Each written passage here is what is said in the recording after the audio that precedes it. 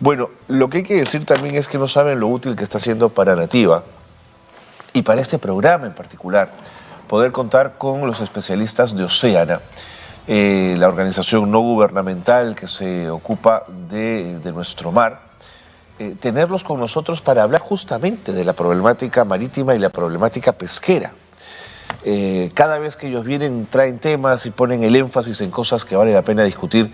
Y hoy volvemos a estar, y eso es una suerte, con Juan Carlos Sueiro, director de Pesquería de Oceana, porque tenemos que hablar de la ley que reglamenta o que protege las 5 millas cerca de costa para la pesca, pero que no tiene reglamento. Bueno, Juan Carlos Sueiro nos lo va a explicar con mayor claridad. ¿Cómo te va, Juan Carlos? Bien, muchas Bienvenido, gracias. como siempre. Muchas gracias, Carlos.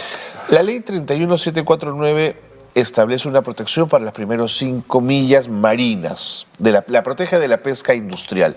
¿Por qué es importante esta ley? Sí, desde hace ya algunas décadas se sabe que las primeras 5 millas son importantes como una zona de reproducción, de refugio de diversas especies, ¿no? En situaciones incluso críticas, la anchoveta se refugia dentro de las 5 millas, como en el Niño, por ejemplo, ¿no?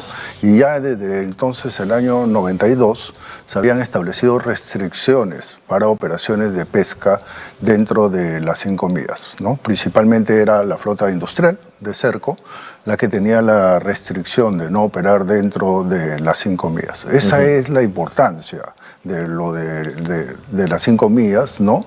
Respecto a la provisión de recursos, de generación de empleo, no solamente en ella misma, sino también en las zonas adyacentes, resultado de este rol, de esta función bioecológica. De acuerdo.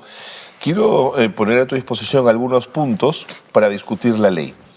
Se dice que las primeras 5 millas adyacentes a costa no solo son una protección de fauna, sino también de flora marina. ¿Esto es así, Juan Carlos? Claro, claro, porque es en esas zonas en donde hay luz solar aún, ¿no es cierto?, en donde hay un sustrato vivo, ¿no? En el hecho que tienen un rol. Por ejemplo, en el sur es macroalgas las que hay, ¿no? Macroalgas. Claro, ¿no? Y se explota comercialmente, Mira, ¿no? pues. Entonces son las algas grandes, verticales, ¿no? Que salen del sustrato y que sirven de refugio, ¿no? De zona de refugio de juveniles, en fin, ¿no? Entonces hay una fauna y una flora, ¿no? Dentro de las 5 Y esto es por la luz solar, básicamente. Claro, claro. Y las condiciones de vida, ¿no? Tenemos un mar con condiciones que genera una abundancia, ¿no? De acuerdo. Y este lecho marino es plano o tiende a irse hacia abajo muy profundamente, Juan Carlos. Nosotros tenemos un zócalo. Zócalo, caray, no me salía la palabra. Tenemos un zócalo variable, relativamente ancho. En la parte del norte, ¿no? Es más o menos, digamos, mediana la distancia. 15 a 20 millas se hace más ancha en la parte central del país y se reduce, ¿no? Lo que favorece esto que estamos hablando. Sin duda, claro. Claro, sin duda. Además porque es una zona en donde las condiciones de afloramientos, ¿no? que se generan promueven una vida sobre todo superficial, ¿no? De lo que se dice pelágicos, ¿no? Especies de superficie. De acuerdo. Esta ley prohíbe el uso de artes, estoy citándola, métodos y aparejos de pesca que alteren las condiciones bioecológicas. ¿Qué aparejos de pesca alteran la vida en el mar? Sí, hay, digamos, algunos que hay que ponerle restricciones y hay otras formas que están prohibidas, ¿no es cierto? Las que hay que poner restricciones es lo que llamamos las embarcaciones de cerco, que son las embarcaciones típicas con las que se captura anchoveta, pareño y pescado, ¿no? Esas son... Que es un barco que tiende una red que hace un círculo. Exacto. ¿Esa es, Juan Carlos? Exacto. Y cierra abajo. Y cierra abajo. Entonces hace una bolsa, ¿no? Entonces, se lleva todo. Cerca el pescado y hace una bolsa. Entonces esos aparejos son muy poco selectivos. Entonces tienen un rol, son permitidos, ¿no? Pero en situaciones muy próximas a la costa, dentro de esta zona, genera un impacto bioecológico mayor, en el sentido de que al ver más mezcla de especies de tamaños distintos, más cercano a la costa, al cerrar el cerco ya quedó adentro, claro. ¿no? Y no hay forma, muy difícil que se escape. En otras circunstancias, dependiendo de la altura y la profundidad, puede barrer este sustrato que hemos hablado. Entiendo, y dañarlo, ¿no? Por supuesto. Claro. ¿no? ¿Y esos aparejos prohibidos cuáles son? Lo que se llama el chinchorro mecanizado, que es una... ¿Qué es eso? Es una red que desde la orilla hago como una media luna y luego arrastro y jalo todo. Es un poco la misma idea, ¿no? Sí, así es. ¿Explosivos? No es propiamente un aparejo. Porque, son palabras mayores, claro. Estrictamente es una actividad ilegal, directamente. Amigo mío, no lo sabía. Es estrictamente una actividad ilegal. Eso sí destruye todo. Sí, otro aparejo prohibido son, lo que no tiene mucho tiempo, es una red de cerco guiado por buzos. Entonces, abajo acomodan, ahuyentan para que los peces se entren a las redes, pero esos son consideradas prácticas de pesca depredatorias. Correcto. Y la ley hace énfasis en tener cuidado con esos aparejos en las 5 millas. Pone restricciones. Adyacentes a costa. Así es, pone restricciones. Esta ley implementaría un registro nacional de pescadores tradicionales ancestrales y un registro nacional de pescadores artesanales. ¿Valioso el aporte desde esa perspectiva? Sí, porque es el segmento más invisible de la pesca artesanal. Largamente. Es el segmento más de la pesquería, inclusive de la pesca artesanal en general, es el más invisible. El que pesca de la orilla, el peñero, el que sale con embarcaciones que no tienen motor, muy cerca. Hay una actividad a lo largo del litoral de muy diversas formas, con cámaras de camión, ¿no? Nadando simplemente, con aparejos, con equipo para respirar, claro. A pulmón, ¿no? Hay muchas de ese tipo de actividades. Entonces, la ley establece un plazo de 6 meses, ya vamos 5, en donde el Ministerio de Cultura produce y la Dirección de Capitanías tienen que establecer un registro para luego hacer políticas específicas para ese segmento de la pesca artesanal. Que aún no siendo muchos son importantes. Sí, claro. Supuesto, ¿no? Sí, son algunos miles, yo diría. ¿Algunos miles? Sí, yo diría. Ok. Esta norma modifica la Ley General de Pesca. ¿Por qué había que modificar la Ley General de Pesca, Juan Carlos? Sí, hace 2 modificaciones la ley. La primera es...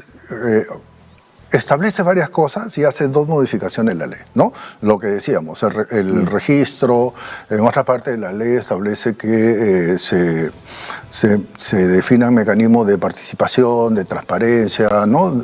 Incluir nuevas definiciones, etc. Pero en el cambio la ley son específicamente 2 artículos.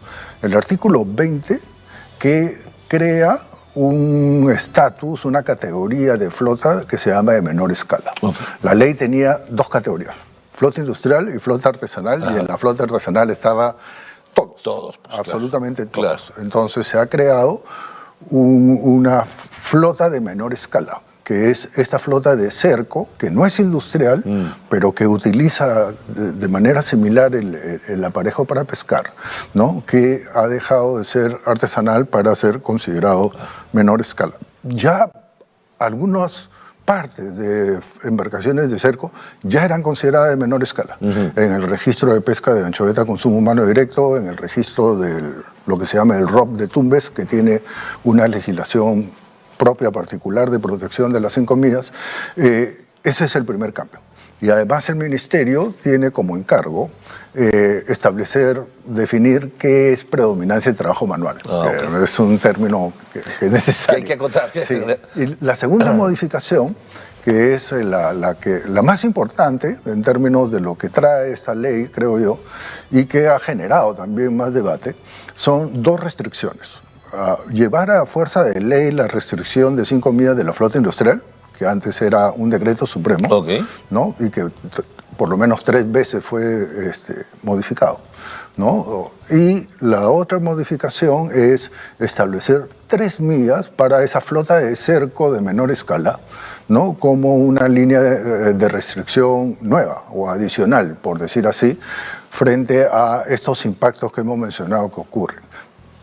Porque no es solamente el impacto, digamos, en términos biológicos, sino también hay conflictos entre pescadores. No, seguro. Hay pescadores selectivos que son los más apropiados para esa zona, ¿no? Que ven interferidas sus actividades con estas embarcaciones. De acuerdo. La ley también contempla mecanismos de participación ciudadana vinculadas al sector pesquero en procesos y en toma de decisiones. A mí me parece muy democrático y muy saludable, pero quería preguntarte a ti, ¿qué te parece? Nos parece bien, esa es una tarea pendiente en el sector pesquero, ¿no? La parte relacionada con la participación ciudadana está mucho más atrasado que en otros sectores, sin duda, ¿no? En la pesca. Y lo que la ley dice es que el ministerio tiene que establecer, ¿no? Mecanismos para que cuando se aprueben regulaciones haya formas de consultar, ¿no? Porque la consulta es solamente prepublicas. Claro. Das un determinado número de días para dar la opinión, claro, ¿no? Entonces es hacer más amplio el proceso participativo. De acuerdo. Habiendo revisado entonces los elementos que tiene la ley, la pregunta es ¿por qué al día de hoy no tenemos reglamento, Juan Carlos? Porque creemos, hay varios aspectos. Uno, que hay tareas que se han encomendado, que se tienen que cerrar, entiendo, ¿no? Que es necesario. Hay una voluntad de empaquetar, cerrar. La ley mandata, además de la definición, ¿no?, que hemos mencionado, que el IMARPE también establezca qué otro tipo de aparejos tienen que tener restricciones.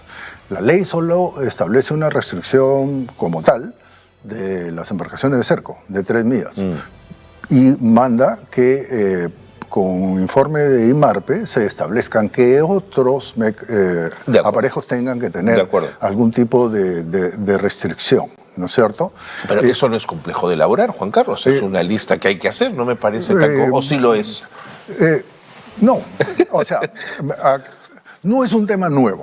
No es un tema nuevo para ni la investigación ni para la regulación. No hay ningún mandato que implique un nuevo sistematización. Es que desde el de agosto deberíamos tener reglamento, Juan Carlos, y mira cómo se pasa el tiempo. Sí, bueno, sí, ese es un tema que ha preocupado a los pescadores, ha preocupado a congresistas, ¿no? En la medida de que al no cerrarse y tener un reglamento, no se cumple las 3 millas, ¿no es cierto? Entonces eso genera cierta desazón, ¿no? Cierto malestar, ¿no? Sí, sobre todo con los pescadores artesanales, ¿no? Que perciben de que hay una ley que no se cumple, pero que confiamos, ¿no? Que el reglamento tiene que estar alineado con la ley. Totalmente. De tal forma que se pueda, ¿no?, establecer los mecanismos complementarios. De acuerdo, ¿no? Se necesita... Porque si es una buena ley y ordena la casa, Juan Carlos, vale la pena tener un buen reglamento que la acompañe, ¿no? Sin duda alguna. Y creo que lo que has expresado es bastante cierto. Es una ley que busca ordenar una actividad profundamente desordenada de actividad pesquera en la zona costera. De acuerdo. Creo que hemos hecho un buen repaso, Juan Carlos. No sé si se nos ha quedado algo en el tintero. Bueno, no, solamente cerrar de que no es este el único problema, obviamente, que tiene la pesca peruana, pero es una piedra fundamental. El tener un soporte de mayor sostenibilidad de los recursos de la zona costera no solamente favorece a los que están actuando o pescando en la zona, sino también en las zonas adyacentes debido a su importancia. Nuevamente, gracias a Juan Carlos Zoilo y a Oceana por estar con nosotros. Muchas gracias. Un gran gusto. Un gusto. Juan Carlos Zoilo, ahí lo han escuchado, nuestro invitado de hoy, representante de Oceana, es el director de Pesquería de Oceana, que nos ha ayudado a entender la importancia de la ley 31749, que establece una protección para las primeras 5 millas adyacentes a costa y la necesidad de su reglamento.